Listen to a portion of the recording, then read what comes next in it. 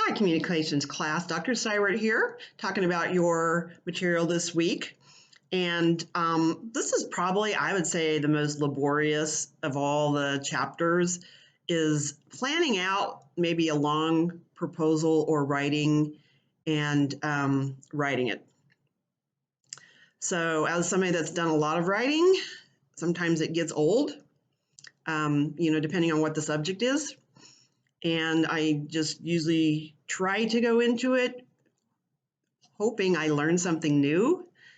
And then that's a good thing, just try to go into them positively. How's that? And that was not how I used to be. It used to be, if you said something about writing something, I would be like, I can't, that's not me. But it is me now because I've changed. It's okay to change. So I've learned that. And really, I'm kind of one of the writing experts now as far as, my department because of how I write and how much I've written. So that's a good thing, though. It's nice when people come to you and ask your opinion. So if you can be that person, that's another resume thing. You're the point person that people would come to. People like that. So remember these things as you're going forward, and maybe you're not necessarily looking for a job, but this is another skill you can add as you go through and you're maybe going through performance. Um, when your boss is, sitting with you and saying, well, what have you done this year, your goals, or, what have that kind of thing. And you can say, well, blah, blah, blah, here it is. I've learned this, and I've implemented it. And taking that initiative is a big thing, particularly in communications, because I think people just don't maybe spend the time on it that maybe it deserves. So really a lot of this week is planning what you're going to do and then writing. Planning takes a lot of time, and you do want the best information and maybe the most current information before you write something. As we're going through the pandemic, what's current today? Last week, I think it was, I was looking at my economics class, and I really didn't know what travel was doing to Europe, and I found out really there is no travel to Europe still. So there are a lot of things maybe we don't know, we have to find out about, and it's right now in this time. What is happening in this moment? What's happening? Do we have a stimulus? Are we going to get a stimulus? Maybe, people don't know these things. Maybe our company tries to keep people informed. That's not necessarily true, but it is a nice thing to think about. We're going to the holiday season. Are people going to get a stimulus? So that's a little bit off subject, but when we're writing, we do want to research it. We don't want to use something maybe from 5 years ago, because that's certainly not going to be impertinent to what we're probably saying. And then another thing is to make sure you're saying the right thing. Look at your sources.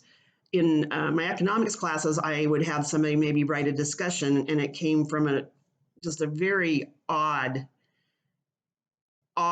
channel or writing, or just something that was just probably going to be very slanted against the United States economy.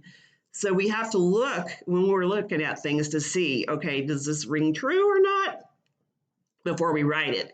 Because if we're writing to one, maybe we're writing to one audience instead of our whole audience, we're going to have somebody left out and feeling like they're not part of this discussion that you're having.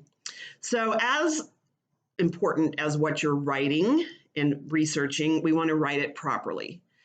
So some of the things that I've been looking at in your essays, punctuation.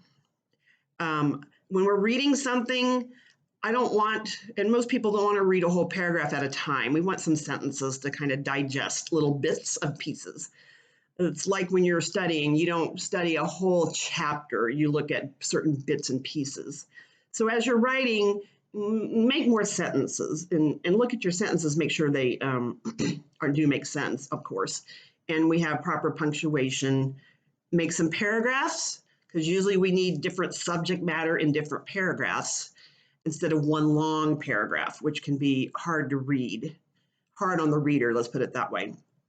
And be careful, and I think you guys have done a good job on this, about using slang terms like LOL, how we text. it's really easy to get into that habit. And so I just say to stop it now or don't start it. For somebody like me, yes, I text, but I always leave it out of my business communications, any kind of thing like that, and emojis and stuff like that. I just would rather make it just simply business. So that would be my suggestion to you. Even with my close friends at work, I pretty much keep it business. So that's, we're at business, we're at business. We're texting our friends, it's way different. So always be that professional, I think. Always be that one that people look to, and maybe they'll want help with their writing at some point. Be that professional. So I want to wish you guys a good week next week, our holiday week. I hope you get some time for yourself, with your family, your friends. I think it's going to be hard with our get-togethers this year. I've already had to change mine, and I hate that. But I do also think we need to get past another shutdown, which would be devastating to everybody. It's already devastating probably to our schools, and obviously that to other businesses that are having to change their hours because we're not all doing the right thing. And like I said, we all try to do the right thing, I think. So let's just be cognizant of it going forward, and let's get through this. And I do hope you have a wonderful week. Get some time to enjoy the holiday.